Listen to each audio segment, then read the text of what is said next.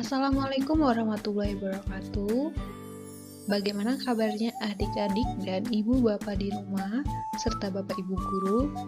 Kali ini kita akan mempelajari apa itu PHBS atau perilaku hidup bersih dan sehat, karena sebentar lagi sekolah akan dibuka dengan pembelajaran secara offline. Oleh karena itu, penting bagi kita selaku siswa, orang tua siswa, dan pengajar untuk mengetahui apa itu perilaku hidup bersih dan sehat.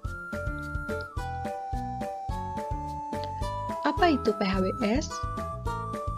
Perilaku hidup bersih dan sehat atau PHBS adalah kebiasaan atau perilaku positif yang dilakukan oleh setiap siswa, guru, penjaga sekolah, petugas kantin, orang tua siswa, dan lain-lain yang dengan kesadarannya untuk mencegah penyakit, meningkatkan kesehatannya, serta aktif dalam menjaga lingkungan sehat di sekolah secara mandiri. Manfaat PHBS di sekolah. Pertama, sekolah terlindung dari penyakit. Kedua, meningkatkan semangat belajar. Ketiga, meningkatkan citra sekolah. Dan keempat, sebagai perintis sekolah sehat. Apa saja yang termasuk PHBS di sekolah?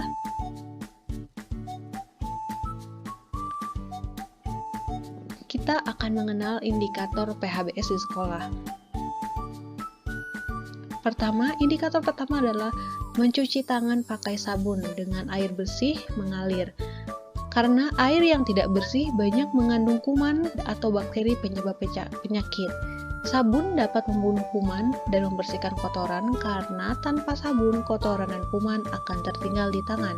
Oleh karena itu, biasakanlah mencuci tangan pakai sabun dan air bersih yang mengalir agar tangan bersih dan sehat. Air bersih. Syarat air bersih yaitu pertama, ada persyaratan fisik, persyaratan kimia, dan persyaratan mikrobiologis. Persyaratan fisik itu termasuk air harus jernih, tidak berwarna, tidak berbau, dan tidak berasa. Kemudian persyaratan kimia adalah pH netral, tidak mengandung bahan kimia beracun atau logam berat, dan persyaratan mikrobiologis adalah tidak mengandung bakteri patogen. Manfaat air bersih itu pertama untuk terhindar dari gangguan penyakit. Kedua, kebersihan diri terpelihara.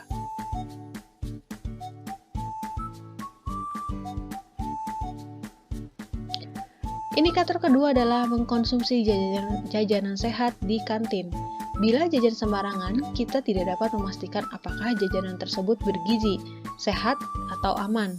Dan jajan di kantin yang sehat dapat menghindarkan kita dari penyakit akibat makanan yang tidak bersih.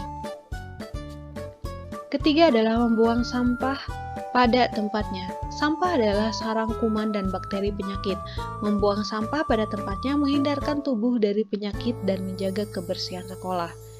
Jenis sampah. Sampah itu ada 3 jenis. Pertama ada sampah organik, yaitu seperti sampah dapur, sampah sisa sayuran, dan lain-lain. Dan ada sampah anorganik, yaitu logam, botol plastik, dan lain-lain.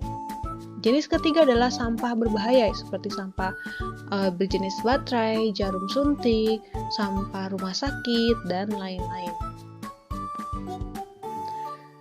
Kandungan makanan yang tidak bersih yaitu pertama, mengandung pewarna tekstil, misal pada saus jajanan atau pada makanan agar terlihat menarik karena anak menyukai warna yang cerah.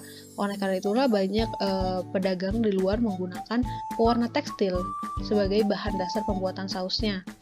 Kemudian mengandung pengawet atau pemanis buatan. Pengawet misal seperti formalin dan pemanis buatan yang terbuat dari bahan kimia banyak ditemukan penyakit yang paling sering menjangkit anak-anak. Salah satunya adalah radang tenggorokan.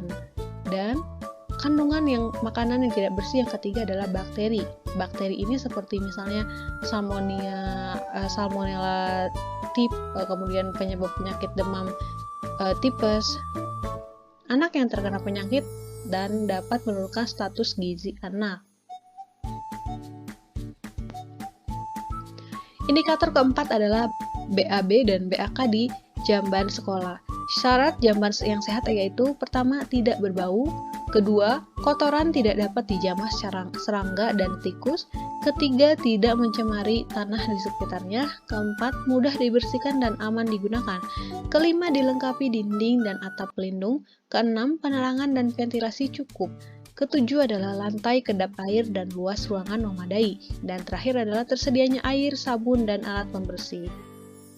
Indikator kelima adalah mengikuti kegiatan olahraga di sekolah. Tujuan berolahraga adalah agar tubuh kita selalu bugar, tidak mudah sakit, dan untuk pertumbuhan serta perkembangan fisik yang optimal yang membuat kita semangat dalam belajar. Indikator keenam adalah memberantas jentik nyamuk. Kita dapat memeriksa tempat penampungan air bersih yang ada di sekolah, serta membersihkannya agar terbebas dari jentik nyamuk. Indikator ketujuh adalah menimbang berat badan dan mengukur tinggi badan. Menimbang berat badan dan tinggi badan secara teratur minimal tiap 6 bulan sekali, siswa dapat mengetahui pertumbuhan dan perkembangan badan serta status gizi anak. Indikator ke-8 adalah tidak merokok di sekolah, karena merokok itu dapat membunuhmu. Jadi, pada data dari Rumah Sakit Persahabatan mengatakan bahwa 87% kasus kanker paru-paru di Indonesia disebabkan oleh konsumsi rokok.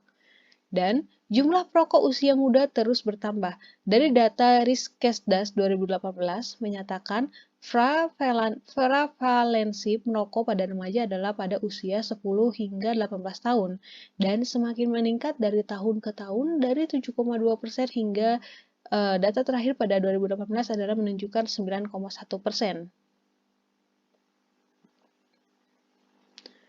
Masalah yang muncul bagi pelajar perokok.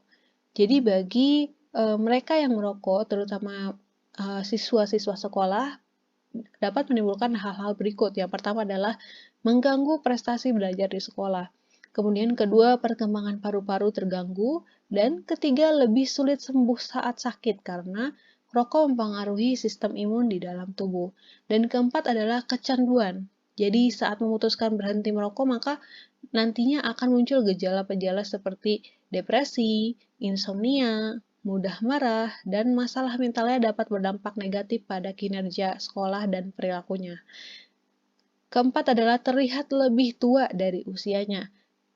Keenam, sering memiliki jerawat atau masalah kulit lainnya serta menimbulkan plak pada gigi. Jadi jangan coba-coba untuk merokok, karena rokok itu berisi 4.000 zat beracun, jadi buat apa merokok kalau cuma bikin kamu sakit? Terima kasih atas perhatiannya. Semoga apa yang saya jelaskan dapat dipahami dan diterima dengan baik dan diterapkan dalam kehidupan sehari-hari. Terima kasih. Wassalamualaikum warahmatullahi wabarakatuh.